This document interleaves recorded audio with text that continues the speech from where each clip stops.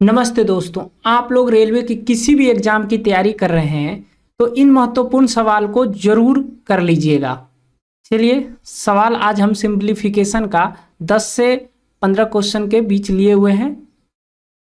चलिए पहले सवाल की ओर देखिए। इस टाइप के सवाल को जरूर कर लीजिएगा। इनको छोड़ने की गलती अगर आप करते हैं तो आपको पछताना पड़ सकता है, इसलिए इस वीडियो को पूरा देखिएगा। बहुत ही महत्वपूर्ण कंसेप्ट को आपको सिखाने वाले हैं। बेहतरीन तरीके से सवाल को लगाने का स्मार्ट अप्रोच सिखाएंगे, जिसकी सहायता से आप सवालों को बहुत ही कम समय में कर पाइएगा। मेरा नाम Rajesh Roshan, dream arc study YouTube channel पर आप सभी का स्वागत करता हूं। चलिए सवाल को देखिए और करने की कोशिश कीजिए। सवाल क्या है? सवाल है कि 1/1 + √2 है और फिर दिया हुआ है, और ये पूरी संख्याओं का क्या करना है? सम करना है, हमें जोड़ना है। कि पूरी संख्याओं को क्या करना है? हमें सम करना है, जोड़ना है। तो कैसे जोड़ेंगे? चलिए, इसको जोड़ने से पहले थोड़ा सा एक कंसेप्ट हम सीख लेते हैं। क्या सीख लेते हैं? किसी एक को उठा लेते हैं। मान लेते हैं हम इसको ले लेते हैं। इधर आप लोगों को समझाने के लिए थोड़ा कलर अलग ले लेते हैं पेन का। तो चलिए, इसको अगर लेते हैं तो यहाँ पर 1/√2 + √3, ठीक है। इसका हम क्या करेंगे? इसका हम परिमयकरण करेंगे, रेशनलाइजेशन करेंगे, ठीक है। तो इसका परिमयकरण करेंगे। तो इसका परिमयकरण करने से पहले एक बात का हमको ध्यान देना है कि जो भी संख्याएं हैं, इस संख्या में सबसे पहले बड़ी संख्या होगी। यहाँ क्या है? √2 है, और यहाँ क्या है? √3 है। तो इसमें से जो बड़ी संख्याएं हैं उसको पहले लिखेंगे, यानी कि यहाँ पर 3 लिखेंगे और यहाँ पर 2 कर देंगे। क्या ऐसा करने से कोई फर्क पड़ा? कुछ भी फर्क नहीं पड़ा, ठीक है। तो अब इसको क्या करेंगे? इसका परिमयकरण करेंगे। तो इसका परिमयकरण कैसे करेंगे? इसको जो चिन्ह है, इस चिन्ह को सिर्फ बदल देंगे, यानी कि यहाँ चिन्ह क्या है? यहाँ चिन्ह प्लस है, तो ऊपर नीचे माइनस से गुना कर देंगे, यानी कि √3 - √2 बटे √3 - √2, ऊपर नीचे से गुना कर दिए। सिर्फ चिन्ह ये जो साइन है या चिन्ह है, इसको हम बदल कर और ऊपर नीचे गुना कर दिए। अगर यहाँ माइनस रहता तो ऊपर नीचे प्लस से गुना होता, ठीक है। आप लोगों को ये बात समझ में आ रहा है? अब देखिए, अब अगर √3 - √2 1 से गुना होगा तो ये क्या होगा? √3 ही होगा। √3 - √2 होगा, ठीक। अच्छा, अब नीचे क्या होगा? नीचे देखते हैं। नीचे ये क्या है? अगर हम इसको a बोल देते हैं, इसको b, और इसको a, इसको b, इसके बीच में प्लस है, इसके बीच में माइनस है। तो इसको थोड़ा ध्यान से देखिए, आप लोग क्या बोलिएगा। इसको एक फॉर्मूला में आ गया, क्या आ गया? a² - b² के फॉर्मूला में आ गया। तो हम a का स्क्वायर यानी कि √3 का स्क्वायर करेंगे तो क्या होगा? 3 निकलेगा, माइनस, यहाँ माइनस है। और फिर √2 का स्क्वायर 2 ही निकलेगा। तो 3 में 2 घटेगा तो क्या होगा? 1 होगा, यानी कि इस पूरे के बदले हम 1 लिख सकते हैं। तो 1 लिख दिए। तो √3 - √2 बटे कितना हो गया? 1 हो गया। तो 1 का तो कोई मतलब है नहीं, इसलिए 1 को मिटा देते हैं। यानी कि इस पूरे को सॉल्व करने पर हमें क्या मिला? इस पूरे को सॉल्व करने पर √3 - √2 मिला, यही मिला, √2 मिला। तो इस बात से हमें क्या समझ में आया? ये समझ में आया कि अगर हम परिमयकरण किसी भी संख्या का कर रहे हैं, तो अगर अंतर कर रहे हैं तो इसके बीच का अंतर हम देख लेंगे। अंतर कितना का है? इसके बीच का अंतर 1 का है। अगर 1 का है तो सिर्फ साइन बदल कर हम लिख देंगे। उसी तरह इसके बीच का अंतर कितना का था? 1 का था। तो हम कैसे पता लगाएं कि 1 का अंतर है? तो हम इसका ये गुना करके पता लगाएं। अच्छा, एक और तरीका है कि आप इसका अंतर पता करने के लिए आप डायरेक्ट इस जो संख्या है इसका क्या कीजिए? स्क्वायर कीजिए और इसका स्क्वायर कीजिए और दोनों के बीच का अंतर ले लीजिए। जब इसका स्क्वायर कीजिएगा तो कितना होगा? 3 होगा। इसका स्क्वायर कीजिए कितना होगा? 2 होगा। 3 और 2 के बीच का अंतर कितना होगा? 1 होगा। तो वही 1 आएगा। तो उसी तरह सभी संख्या में कर लेना है। चलिए अब इसको हम क्या करते हैं, सॉल्व करते हैं। तो इसको सॉल्व कैसे करेंगे, चलिए यहाँ ध्यान से देखिए। अब देखिए ये क्या है, 1 प्लस रूट 2 है, तो हम क्या बोले, बड़ी संख्या को पहले लिखना है, यानी कि रूट 2 होगा और माइनस 1 होगा, ठीक। और फिर प्लस क्या होगा, रूट 3 माइनस रूट 2 होगा। जस्ट अभी बताए हैं कैसे होगा, क्योंकि इस दोनों को स्क्वायर कर कर अंतर देखेंगे तो क्या होगा, 1 होगा। फिर प्लस रूट 4 माइनस रूट 3 होगा, इसके बीच का भी अंतर 1 है, दोनों को स्क्वायर कर कर देखेंगे तो कितना होगा, अंतर 1 होगा। फिर डॉट डॉट इसी तरह संख्या चलती जाएगी। फिर यहाँ क्या होगा, रूट 16 और माइनस रूट 15। अब देखिए रूट 2 जो है माइनस रूट 2 से कट जाएगा, ठीक है। और फिर उसी तरह रूट 3 माइनस रूट 3 से कट जाएगा। फिर उसी तरह रूट 15 इधर होगा कहीं ना कहीं, तो वो रूट 15 कट जाएगा। तो बच गया क्या, बच गया -1 और यहाँ बच गया प्लस रूट 16। तो 16 का वर्गमूल क्या होता है, 16 का वर्गमूल होता है 4। तो 4 में 1 घटेगा तो क्या होगा, 3 होगा। यानी कि इस पूरी संख्या को सम करेंगे तो आंसर कितना आएगा, 3 आएगा। आप लोगों को अच्छे से समझ में आ गया होगा, इसमें कुछ नहीं है, बस इस चीज़ों को आपको ध्यान देना होगा। अगर आप ये चीज़ समझ गए होंगे तो आराम से ये पूरे सवाल को समझ कर पाइएगा।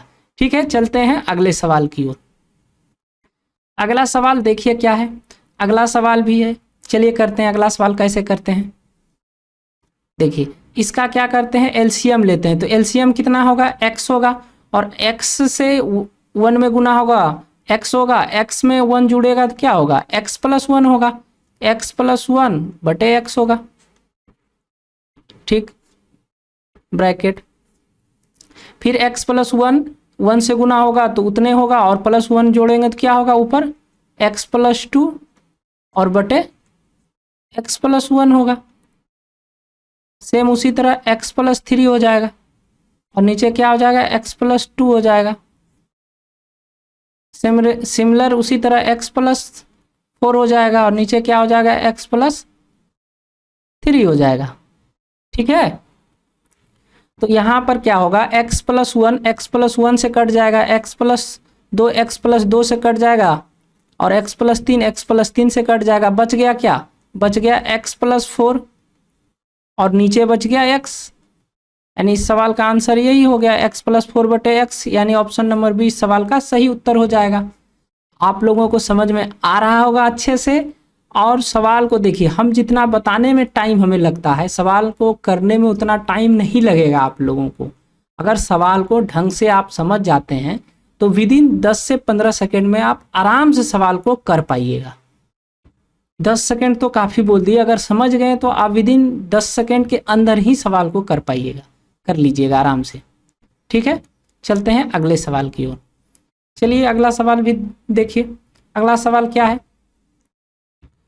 देखिए अब क्या है, 5 रूट 12 है। तो हम क्या करते हैं, 12 को इस ढंग से तोड़ते हैं कि इसमें एक संख्या हमारा क्या हो, एक पूर्ण घन बन जाए, पूर्ण वर्गमूल बन जाए। तो ये क्या हो जाएगा, 5 रूट 12 को 4 गुना क्या कर सकते हैं, 3 कर सकते हैं, तोड़ दिए।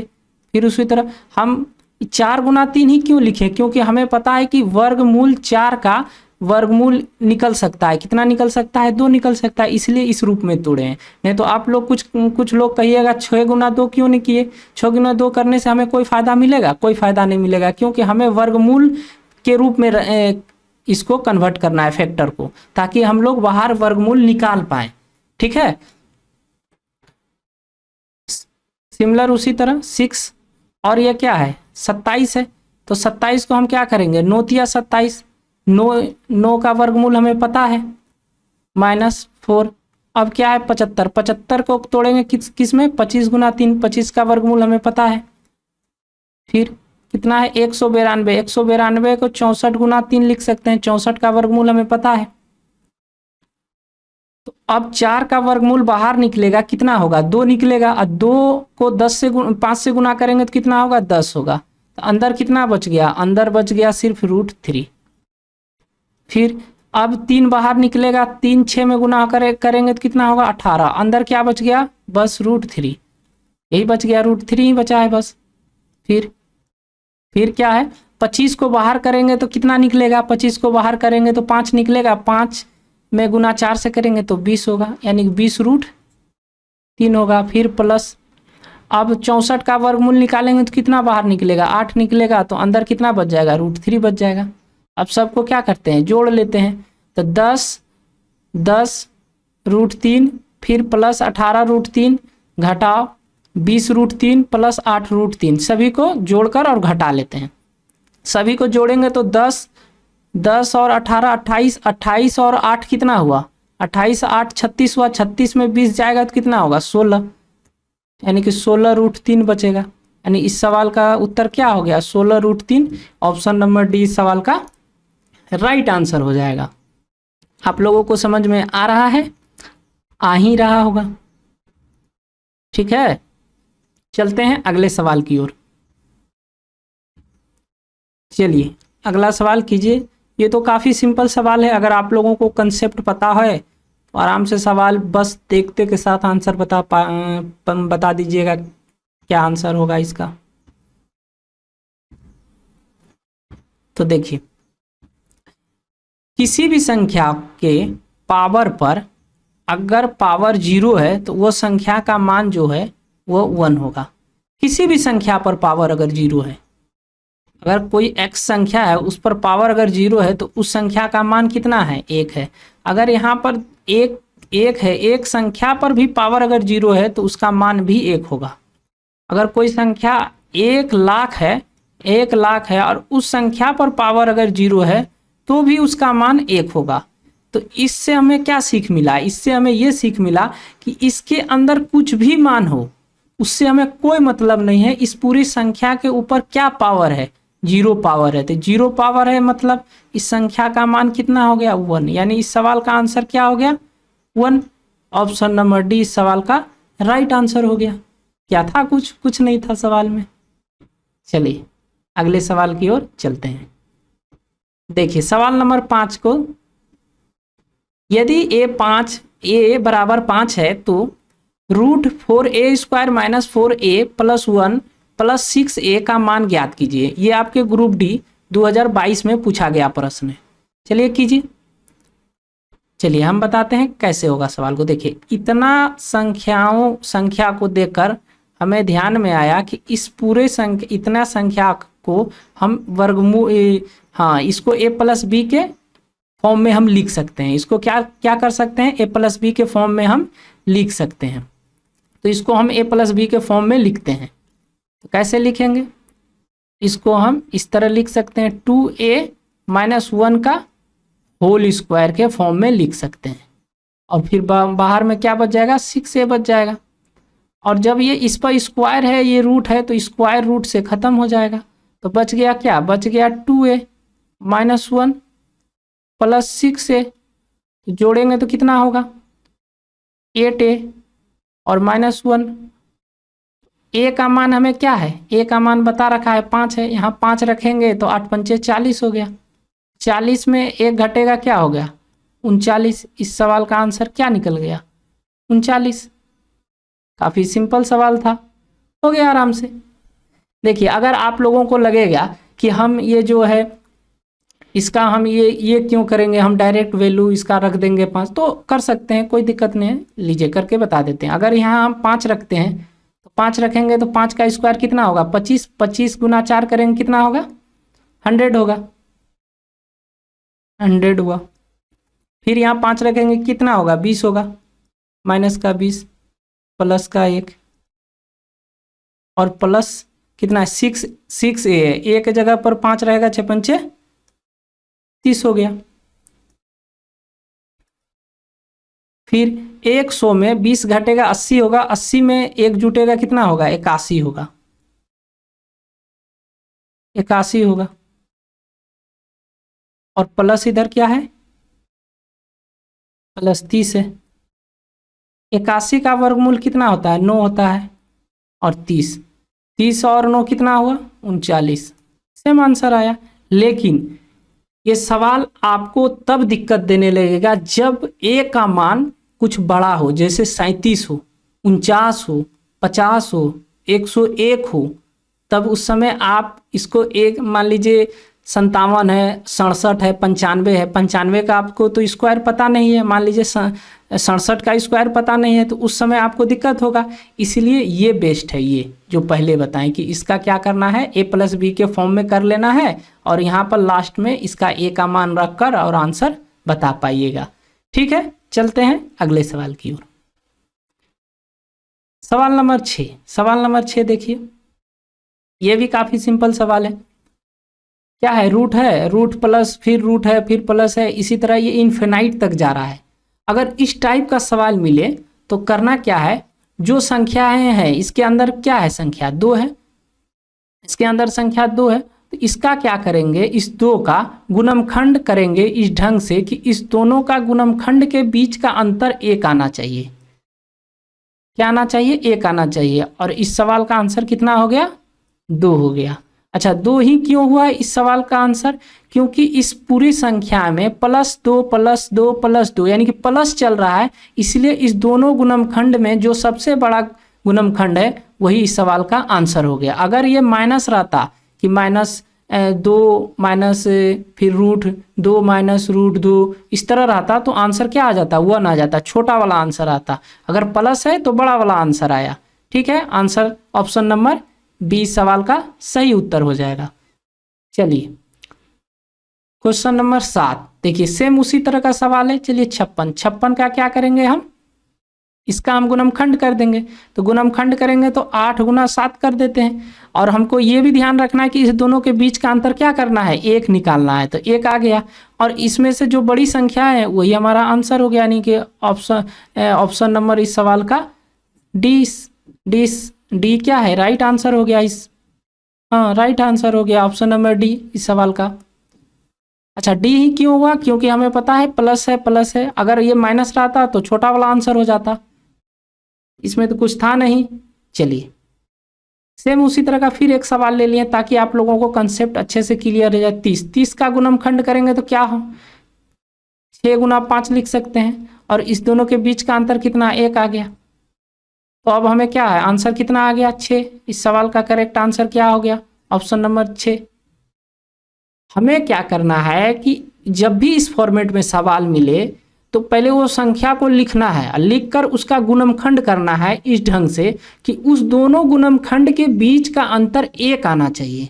अगर 1 आ गया तो फिर अब ये देखना, ध्यान देना है कि क्या सवाल में प्लस है तो बड़ा वाला आंसर होगा, अगर माइनस है तो छोटा वाला आंसर होगा। ठीक है,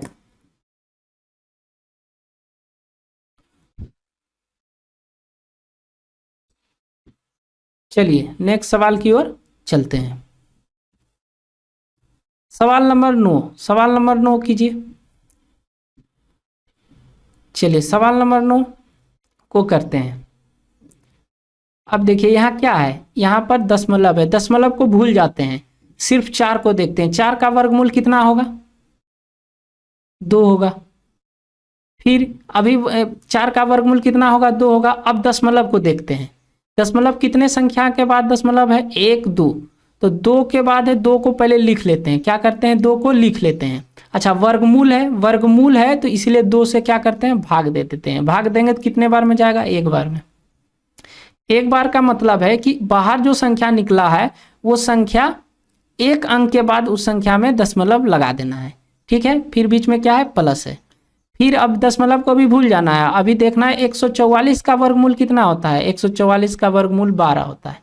ठीक है, अब ये कितने अंक के बाद दशमलव है, 2 अंक के बाद है। 2 से 2 भाग देंगे तो 1 आएगा, यानी 1 अंक के बाद दशमलव लगेगा प्लस। फिर ये कितना है, 169 लिखेंगे। 169 का वर्गमूल कितना होगा, 13। और ये भी 2 अंक के बाद दशमलव है तो बाहर निकलेगा तो 1 अंक के बाद दशमलव लगेगा, फिर प्लस। यहाँ कितना है, दशमलव को भूल जाते हैं। अभी 9 को देखते हैं, 9 का वर्गमूल कितना होगा, 3 होगा। अब कितने अंक के बाद दशमलव है, 1 2 3 4, तो 4 को लिखेंगे और 2 से भाग दे देंगे। कितना आया, 2 आया, यानी 2 अंक के बाद दशमलव लगेगा। 2 अंक के बाद दशमलव लगा देते हैं। ठीक है, अब जो एक अंक के बाद जितने दशमलव है वो संख्या सबको जोड़ लेते हैं। 3 2 5 और 5 और 2 7, फिर 1 1 2, यानी 2.7 प्लस 0.03। अब जोड़ेंगे तो इसका क्या होगा, 2.73। इस सवाल का सही उत्तर हो जाएगा, ऑप्शन नंबर डी इस सवाल का करेक्ट आंसर हो जाएगा।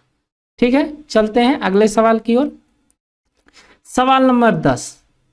देखिए, इस जितना भी टाइप का सवाल हम करा रहे हैं, ये इस टाइप का सवाल हर एक एग्जाम में आप लोगों को देखने को मिलेगा ही मिलेगा। इसीलिए इस टाइप के सवाल को आप लोग ध्यान से देख लीजिए, कर लीजिए। चलिए, अब देखिए इस सवाल को करने से पहले यहाँ देखिए, ध्यान दीजिए, इसमें क्या है, 3 है। 3 में इस पूरी संख्या को क्या किया जा रहा है, जोड़ा जा रहा है। इस संख्या, पूरी संख्या को 3 में जोड़ा जा रहा है, यानी जो भी आंसर होगा वो 3 से बड़ा होगा। तो जब 3 से बड़ा होगा तो क्या 1/12 इस सवाल का आंसर हो सकता है, नहीं हो सकता है। क्या 3/13 हो सकता है, नहीं हो सकता है। 18/49 हो सकता है, नहीं हो सकता है। तो हो सकता है ऑप्शन नंबर डी इस सवाल का सही उत्तर हो जाएगा। हो गया आंसर, इसको सॉल्व करने की भी जरूरत नहीं पड़ा।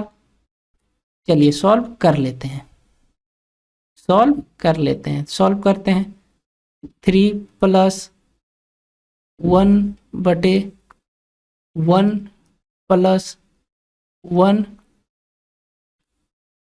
2 + 1/4, यही है।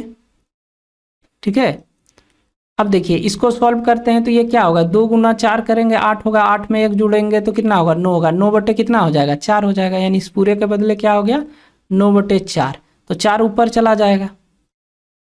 तो फिर अब इसको इससे गुना करेंगे और 4 को जोड़ेंगे तो कितना होगा, 13/9 होगा। 13/9, तो अब इस पूरे का बदले क्या हो गया, 13/9। तो 9 ऊपर चला जाएगा, तो 9 ऊपर चल जाएगा, नीचे कितना बच जाएगा, 13 बच जाएगा। अब इसको कर लेते हैं, तो 13 × 39 होगा, 39 में 9 जोड़ेंगे तो कितना होगा, 48, और नीचे कितना बच गया, 13। हो गया आंसर, 48/13 ऑप्शन नंबर ए इस सवाल का सही उत्तर होगा। ठीक है, चलते हैं अगले सवाल की ओर। सेम उसी तरह का सवाल है, कीजिए आप लोग वीडियो को रोक कर करने की कोशिश कीजिए। देखिए इसको भी कैसे करते हैं, इस पूरे को क्या करते हैं, इस पूरे को अगर सॉल्व करेंगे तो कितना होगा, 5/4 होगा। और 4 ऊपर चल जाएगा, तो 4 ऊपर जाएगा तो कितना हो जाएगा, इधर लिख देते हैं, तब आप लोगों को अच्छे से समझ में आएगा। इसको मिटा देते हैं। 1 2 + 1 3 + 1/1 + 1/4। जब इसको हम सॉल्व करेंगे तो कितना होगा, 5/4 हो जाएगा। तो इसको हम 5/4 लिख देते हैं, 4 ऊपर चला जाएगा। फिर इसको इससे गुना करेंगे, 4 को जोड़ेंगे कितना होगा, 19/5 होगा। तो अब क्या होगा, 5 ऊपर चल जाएगा और 19 नीचे बच जाएगा, यहाँ 5 हो जाएगा। जब इसको इससे सॉल्व करेंगे तो कितना हो जाएगा, इसको इससे सॉल्व, 19 दूना 38 और 5 कितना हो गया, 43/19 हो गया। 43/19 हो गया, यानी इस पूरे का बदले 43/19।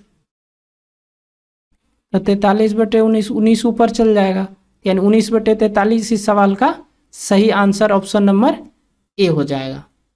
ठीक है,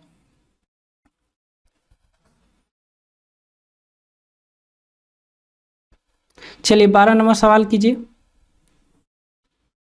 12 नंबर सवाल क्या बोल रहा है, 240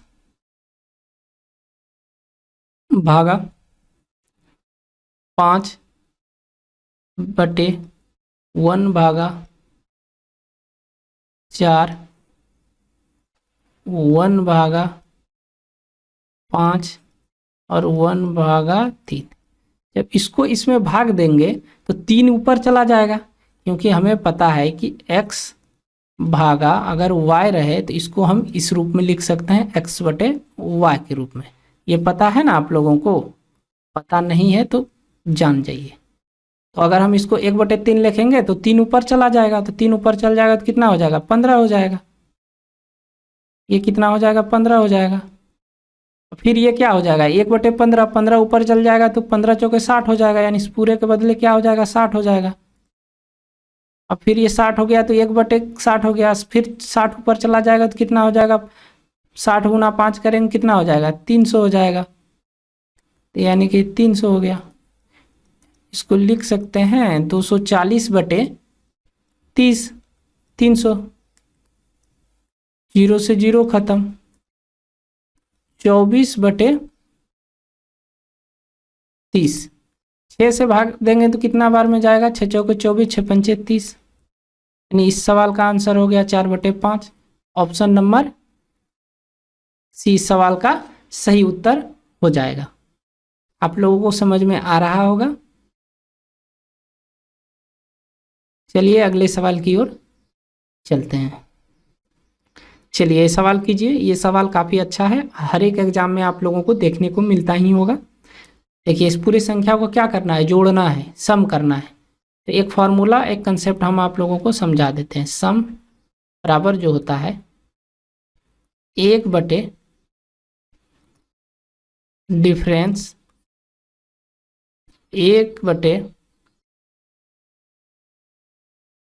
फर्स्ट संख्या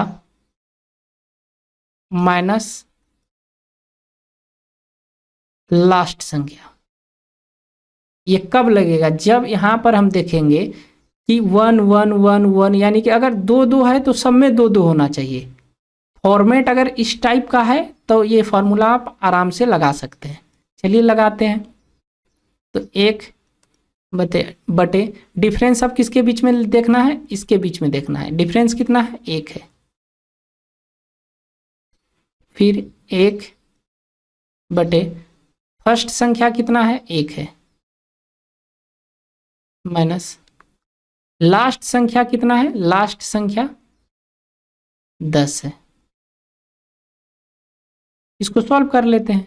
इधर तो 1 1 है तो इसका कोई मतलब है नहीं कि 10 1 से गुना होगा 10 होगा, और 1 से 1 में गुना होगा तो 1 होगा, और 10 में 1 घटेगा तो 9, 9/10, यानी इस सवाल का आंसर हो गया 9/10। ऑप्शन नंबर सी सवाल का सही उत्तर हो गया।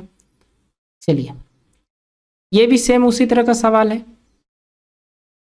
ये भी सवाल सेम उसी तरह का है। तो इसको क्या करेंगे, डिफरेंस 1/डिफरेंस, डिफरेंस कितना है इसके बीच में, 3 का है तो 3 लिख देंगे। फर्स्ट संख्या कितना है, 5 है, यहाँ देखिए 5 है ना फर्स्ट संख्या। अच्छा अब लास्ट संख्या कितना है, 17 है, 17 लिख देंगे। अब इसको सॉल्व करते हैं। 17 एका 17 और 5 एका 5, 17 में 5 जाएगा तो कितना होगा, 12, 12/17/85 हो जाएगा इधर नीचे, और गुना 1/3, ये बच गया है। 3 से ये कटेगा कितने, 4 बार में, कितना हो गया 4/85। इस सवाल का सही उत्तर हो गया। ऑप्शन नंबर 20 सवाल का राइट आंसर हो जाएगा। ठीक है, आप लोगों को समझ में आ रहा है ना। देखिए इस सब में क्या अधिक बताएं, जो है कंसेप्ट है वो तो आप लोगों को ध्यान में रखना ही होगा, तभी सवाल को कर पाइएगा। चलिए ये सवाल कीजिए। अब देखिए ये सवाल में फार्मूला अगर आपको पता है घन का तो आराम से कर पाइएगा, अगर घन का फार्मूला पता नहीं है तो नहीं कर पाइएगा। तो घन का फार्मूला क्या होता है, चलिए लिख देते हैं। अगर घन, जैसे ये घन का देखिए 1 पर पावर क्यू प्लस 2 पर पावर क्यू प्लस 3 पर पावर क्यू, इसी तरह डॉट डॉट प्लस n पर पावर q तक जाए, तो इसका जो सम का फॉर्मूला होता है वो होता है n इंटू n प्लस 1/2 का होल स्क्वायर, इस पूरे पर स्क्वायर होगा, ये होता है। अगर आपको ये ध्यान में है तो आराम से कर पाइएगा। तो n यहाँ कितना है, n लास्ट वाला संख्या कितना है, 8 है, यानी यहाँ 8 रखेंगे, 8 गुना, और यहाँ 8 रखेंगे तो क्या होगा, 8 + 1 9 हो जाएगा, 9/2 और स्क्वायर, और इस पर भी पावर कितना है, -5/2 है, और ये कितने से कट गया, 4 बार में, तो अंदर कितना हो गया, 36 हो गया, 9 चौके 36 का स्क्वायर 2 है। अब पावर पावर गुना हो जाएगा, पावर पावर गुना होगा तो 2 कट जाएगा, तो बच गया क्या, -5, यानी सवाल का आंसर हो गया। लेकिन आपके ऑप्शन में तो ये सवाल का आंसर है ही नहीं, तो थोड़ा सा आंसर को घुराने की कोशिश किया है। 36 का अगर हम क्या इसको इस तरह लिख सकते हैं, 36 का स्क्वायर और इसको -5। अब क्या होगा, पावर पावर गुना हो जाएगा, यानी कि 6 पर पावर कितना हो गया, -10 हो गया। यानी इस सवाल का आंसर ये है, ऑप्शन नंबर सी। समझ में आ रहा है ना आप लोगों को? अगर आ रहा है तो वीडियो को लाइक कीजिए और चैनल को सब्सक्राइब कर दिया कीजिए। आप लोग सब्सक्राइब नहीं करते हैं, सब्सक्राइब भी कर दिया कीजिए, अपना हाजिरी लगा दिया कीजिए। ठीक है, चलिए आज यहीं तक रखते हैं, मिलते हैं अगले वीडियो में इसी तरह शानदार प्रश्न के साथ। जय हिंद।